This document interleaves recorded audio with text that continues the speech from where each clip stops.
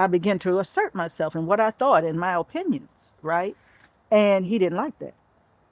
He didn't like it to the point where one day we were standing on this very porch and he got so frustrated. He said, "Oh, sometimes you just make me want to just, ugh."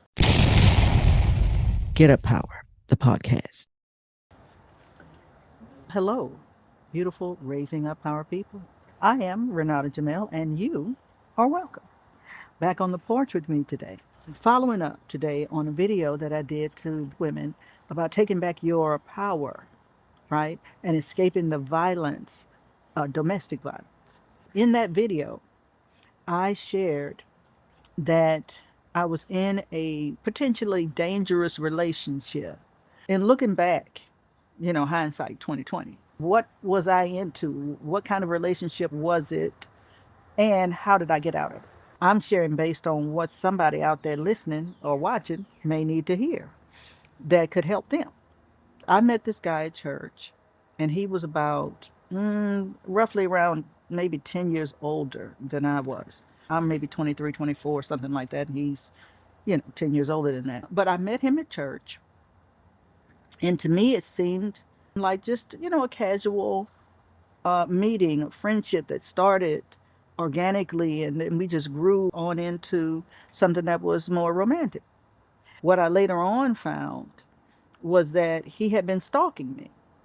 I found this out from him later on when the relationship went south, and he was saying some things to try to get me back, not realizing that he was digging his own coffin, or driving nails in it, whatever you want to call it. Say, but he told me these things later on, that he'd seen me in an open air tent meeting, maybe months before, and found out where I went to church, and then he came to the church, and then worked his way into a friendship, an acquaintance, a friendship, and then to where we were engaged to be married.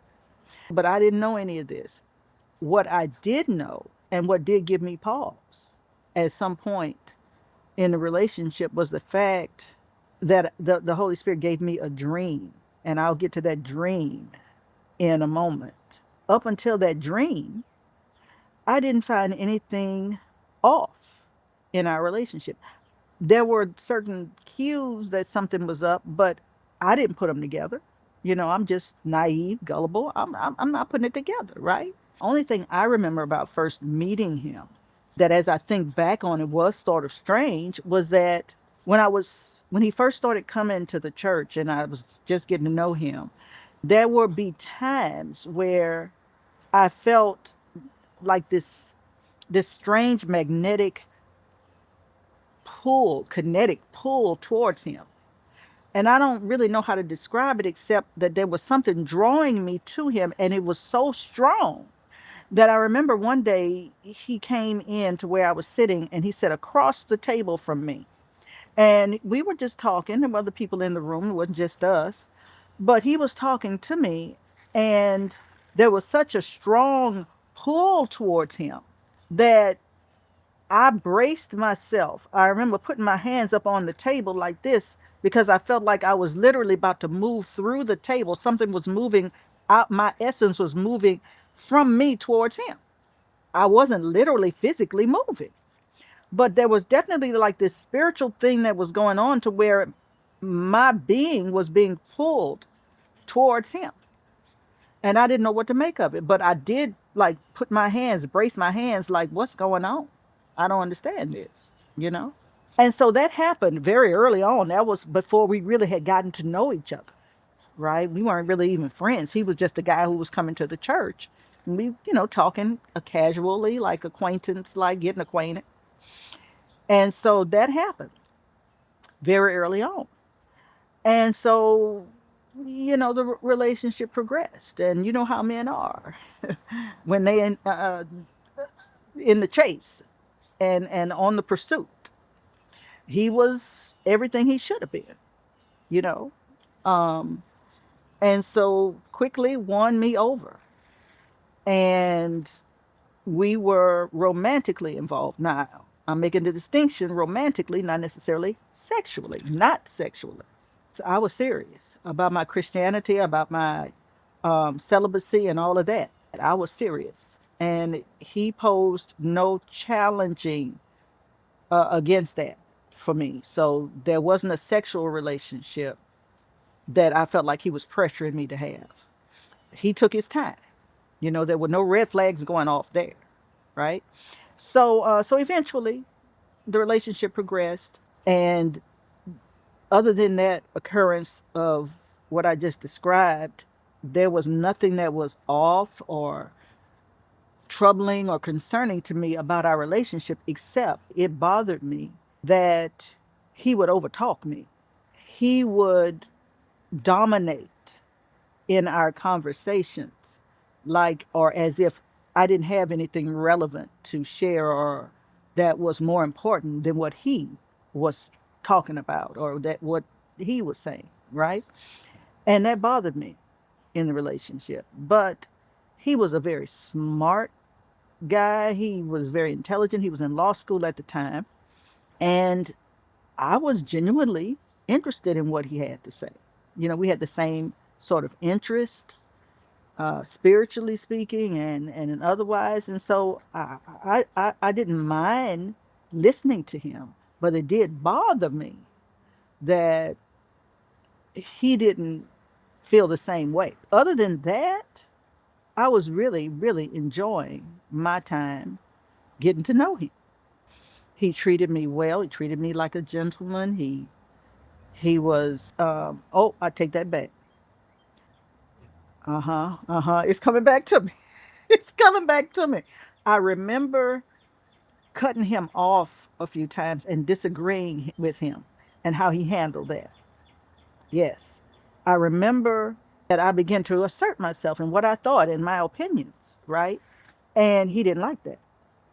He didn't like it to the point where one day we were standing on this very porch and he got so frustrated. He said, "Oh, sometimes you just make me want to just like that, like strangle." He didn't say strangle, but he did like that.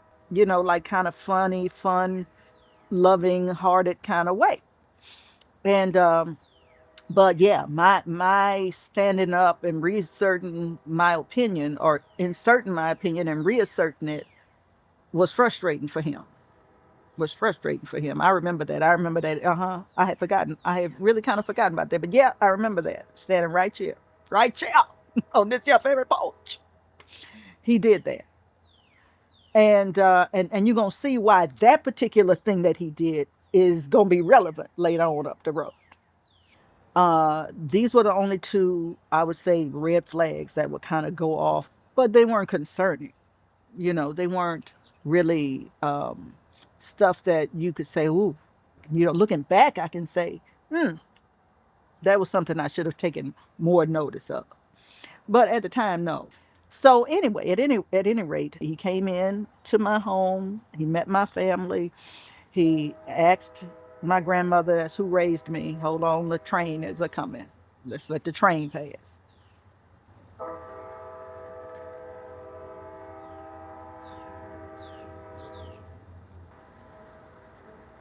All right. Okay, so I think it's far enough along to where it won't be that distracting.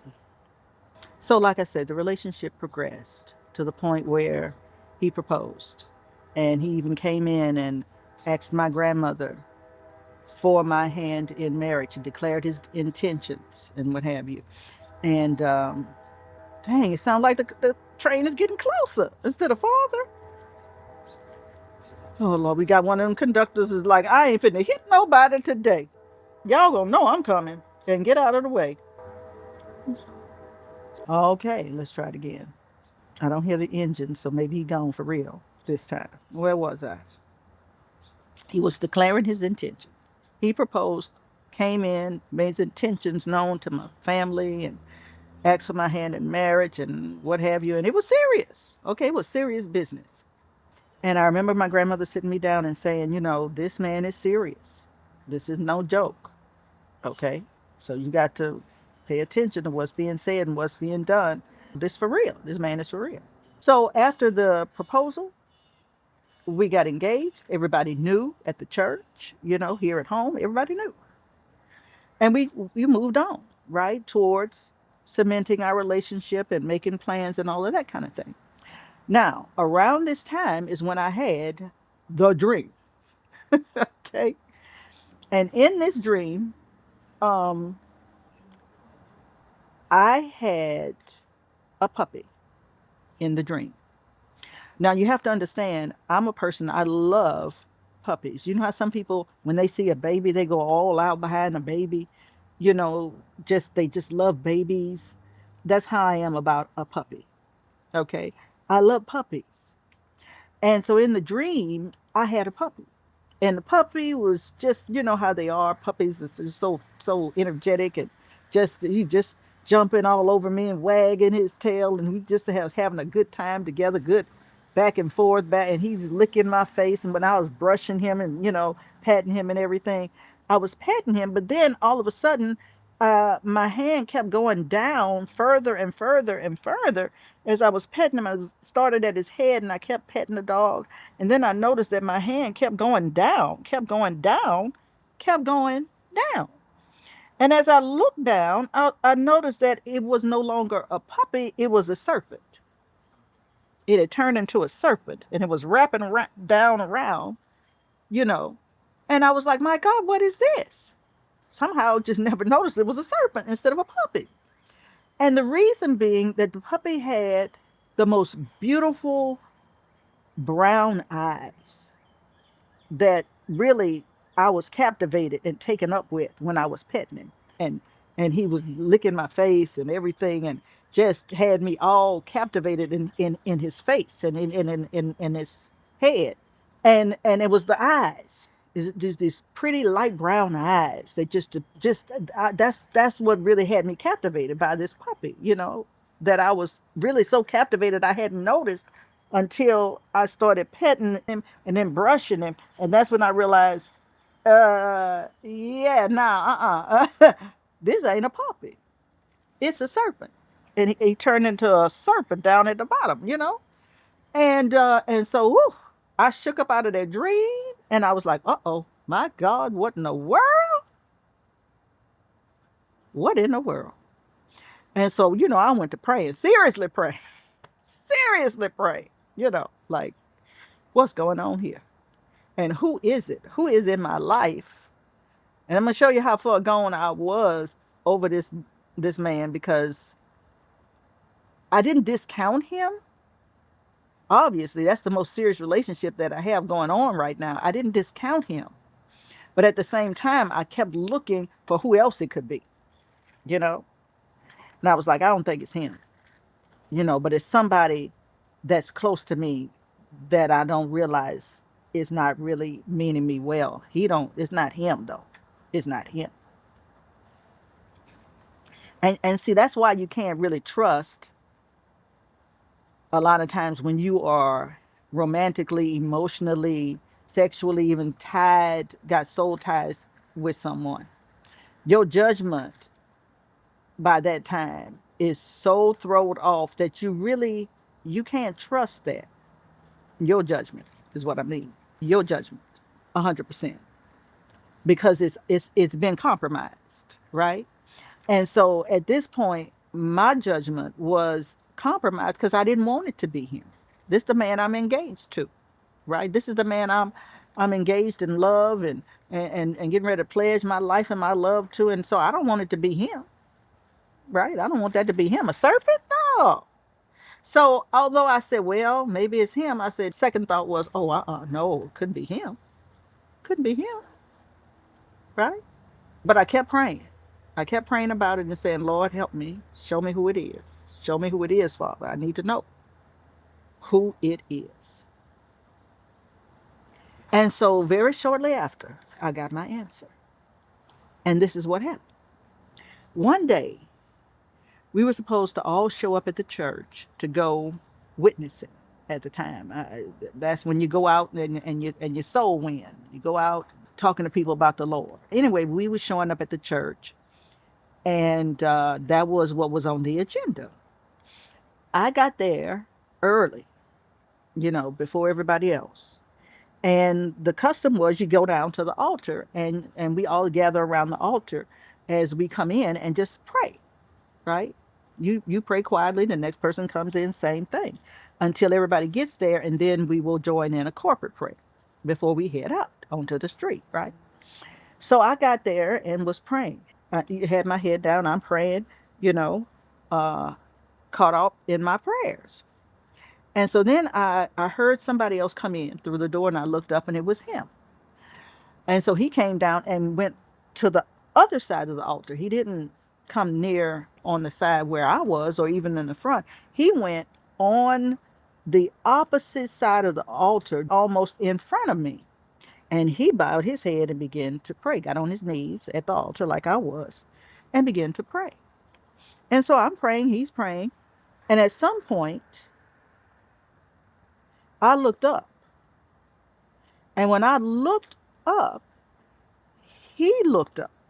And I don't know what it was, but it was something about the way when he looked up, the light on the altar and everything just showcased his eyes. It just, his eyes popped out at me, and they was eyes, the same pretty brown eyes, and it could have been the way the light was shining on them from the altar, whatever it was. It was them same eyes that was on that puppy in that dream, that was looking at me, kind of laughing eyes and endearing eyes, playful eyes, that his eyes,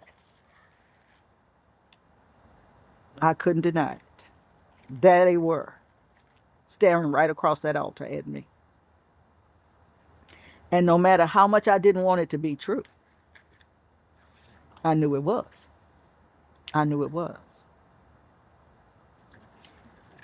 And boy, I had to sit with that a while. It scared me. It really did. It scared me. It scared me so much that for a while I didn't say anything to anybody, you know. And I just prayed, Lord, give me the courage. Give me Jesus, help me. Give me the courage to end this. Because I can't go on. I can't go any further with this relationship if what I saw in that dream is what this relationship is. If he's pretending to be something that he's not. And on top of that, a serpent? Oh my God. Oh my God. No. you know. So very shortly thereafter, I broke it off. I begged pardon. I told him I couldn't go through with the relationship. I don't remember now what I said, except that it's over. It's over. you know, no uncertain terms. No, just need time or anything like that. I didn't give no song and dance about I just need time. I think we need to pull back. I was like, it's over. Okay, it's over. No. And initially, of course, tried to talk me out of it, and we talked several times around it, and I kept to my guns, stuck to my guns, and kept insisting that I wasn't, it wasn't that I was afraid or no, I was resolute in my decision. And so finally he got the message.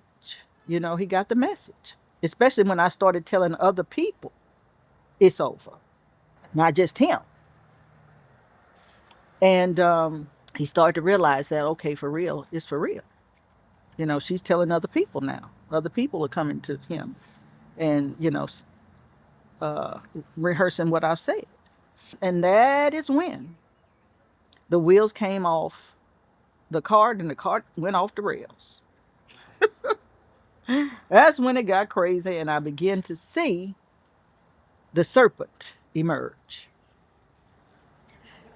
The first thing that happened was he stopped coming to church. He stopped coming to church. And the next thing that happened was somebody came and they told me, have you seen, called his name lately? And I said, no, I haven't. They said, oh, they say he done cut off all his hair. Completely. Completely. Cut off all his hair, bald, you know.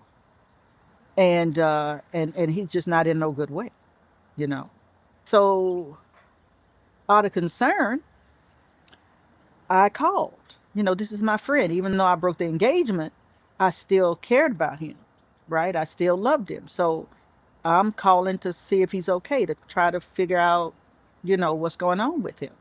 And first, it seemed like he was okay. We were talking normally. And then he started just talking crazy, just spiraling into the kind of conversation the same person wouldn't be talking to somebody that they're trying to convince to stay in a relationship or to get back into a relationship with them. He started talking under my clothes and started being very sexually explicit about certain things and his fantasies about me, and to the point where I couldn't continue the conversation because the conversation got so vile and so ugly, the things that he was saying. And I had to just get off the phone because it just got really, really disturbing. It's like this the kind of stuff you don't if you do fantasize in this way, you don't let nobody else know it.